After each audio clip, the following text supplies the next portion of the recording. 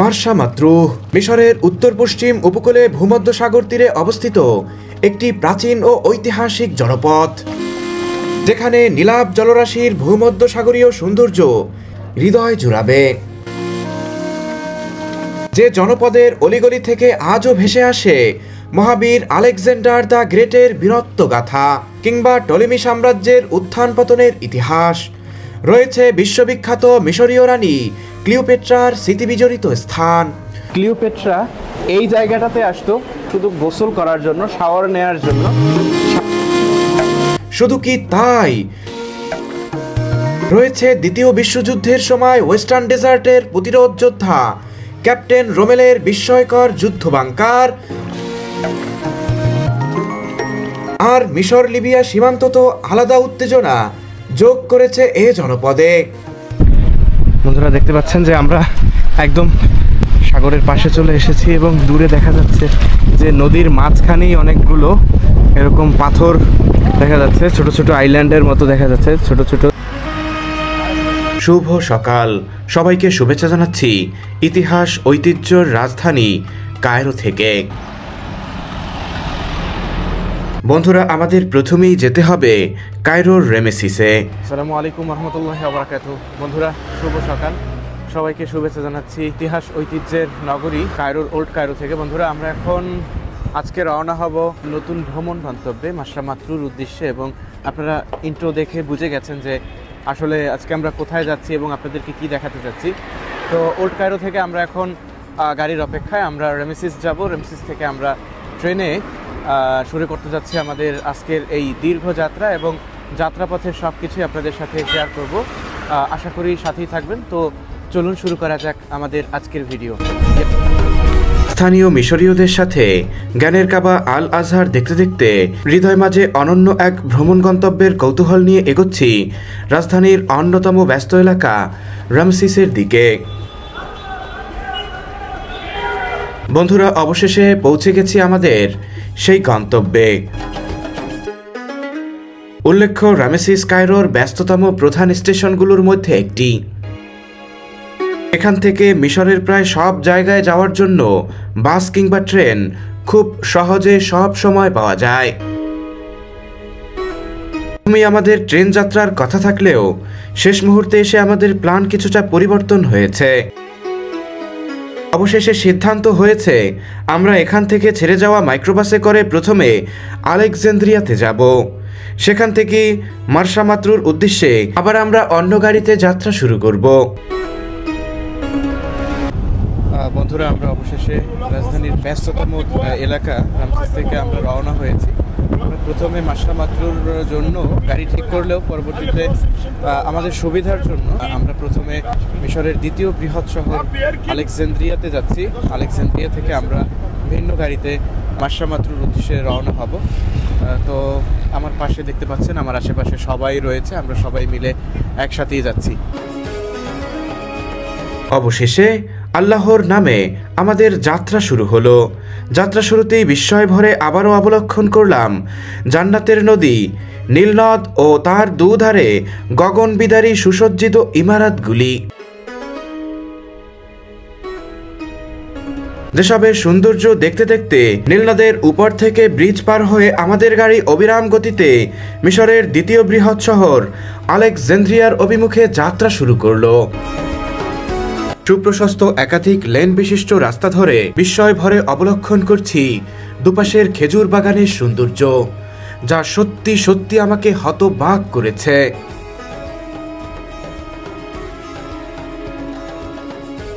Cairo আলেকজান্দ্রিয়ার এই রোডটাতেই দেখা মিলবে মিশরের পরিকল্পিত বাণিজ্যিক নগরীর।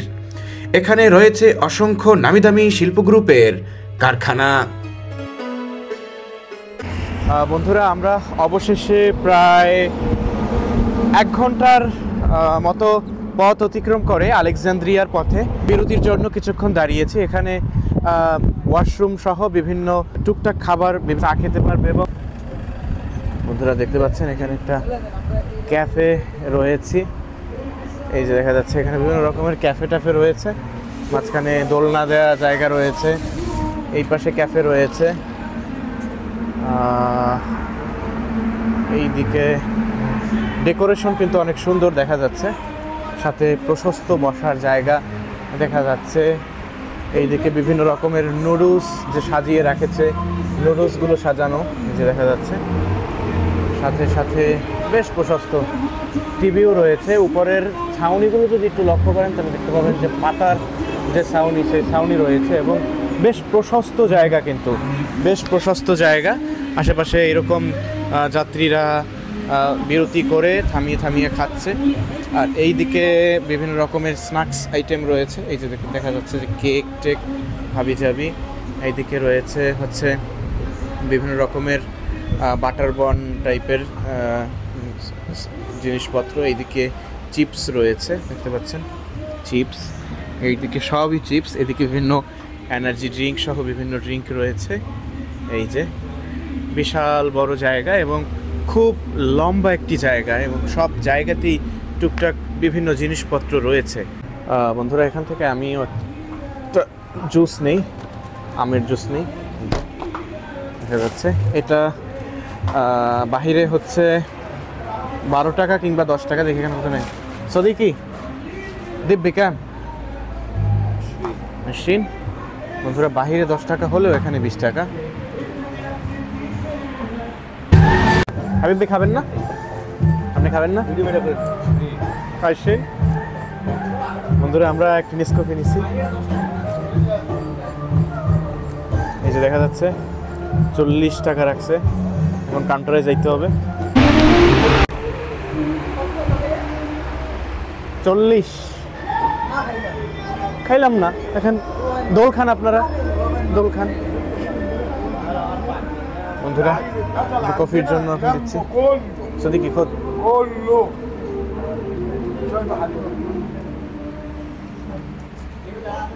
দেখতে পাচ্ছেন কফি বানানোর জায়গাটাও কিন্তু অনেক সুন্দর।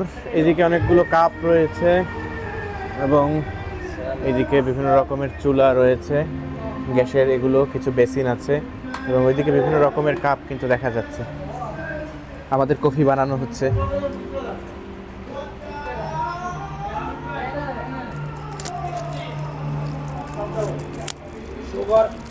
আইওয়া জিয়াদা, দেখতে পাচ্ছেন যে আমাদের কফি কিন্তু বানাচ্ছে। এই যে মেশিনে বানাচ্ছে, দুধ দিচ্ছে।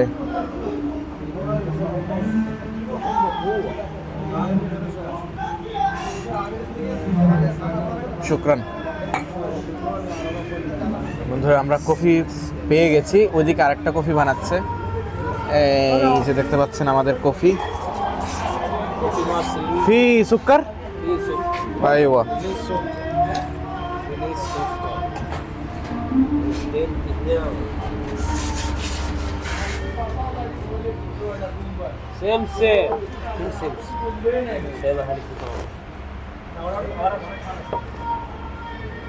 চিনিতে হয় নাই, চিনি দিতে হবে।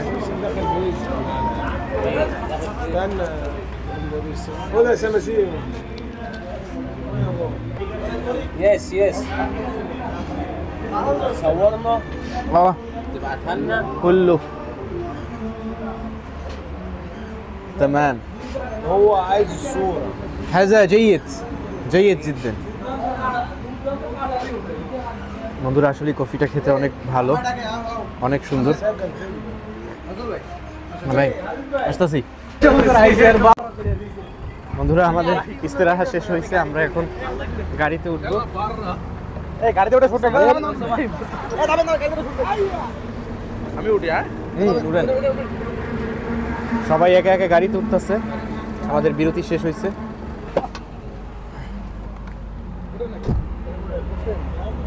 বসেন না ভাই। خلص تعال يا بيت نعمل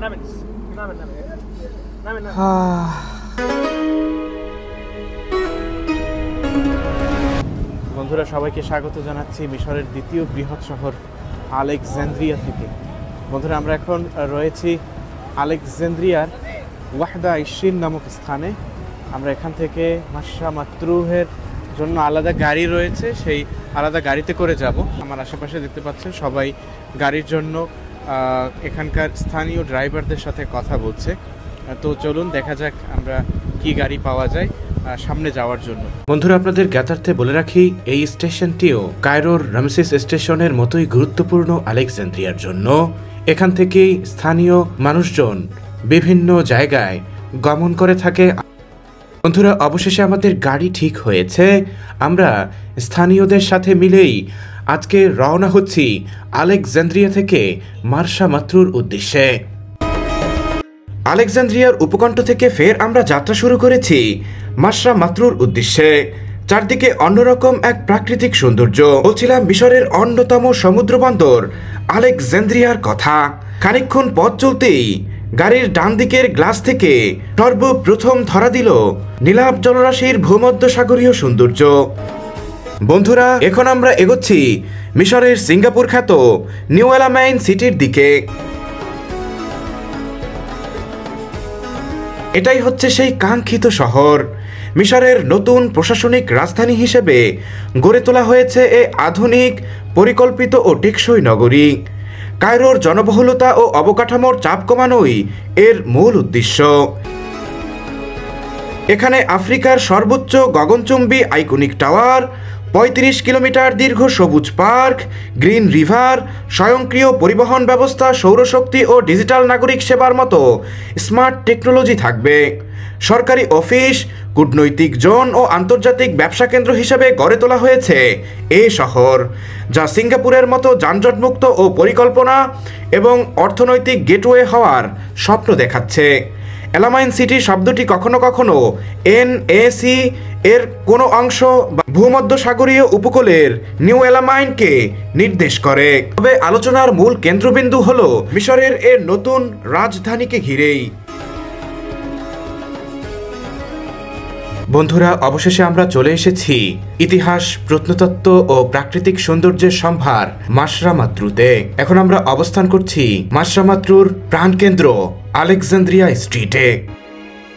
সবাই মিলে এখান থেকে প্রথমেই আমরা যাব আমাদের রিজার্ভ করা হোটেল রুমের দিকে। এই হোটেলটা হচ্ছে কিছুটা ফ্ল্যাট আকৃতির, যেখানে সব কিছু ডাইনিং টেবিল, সোফা, ফ্রিজ, এরপরে চুলা সহ সব কিছু আছে। একটা অ্যাপার্টমেন্ট টাইপ হোটেল। তো হোটেলটা আপনাদের ঘুরে ঘুরে দেখায়। এদিকে হচ্ছে সোফা রয়েছে, এদিকে ডাইনিং টেবিল, এদিকে আছে ফ্রিজ, এদিকে দেখা যাচ্ছে ফ্রিজের ভিতরে জিনিসপত্র এনে রাখছিলাম, এখনো আছে। এদিকে একটা চুলা আছে, এই যে দেখা যাচ্ছে একটা চুলা, এদিকে বেসিন আছে। এবং অবাক করা বিষয় হচ্ছে এখানে থালাবাটিও দেওয়া আছে, বাসনকোসন দেওয়া আছে। এগুলোতে করে রান্নাবান্না করে খাওয়া যাবে। এদিকে একটা ক্যাবিনেট রয়েছে, কিচেন ক্যাবিনেট। এই ক্যাবিনেটের ভিতরে এদিকে ব্লেন্ডার মেশিনও রয়েছে, এদিকে টুকটাক কিছু মশলা রয়েছে, নিচেও একটা ক্যাবিনেট রয়েছে। এবার আমরা একটু রুমগুলো দেখাই।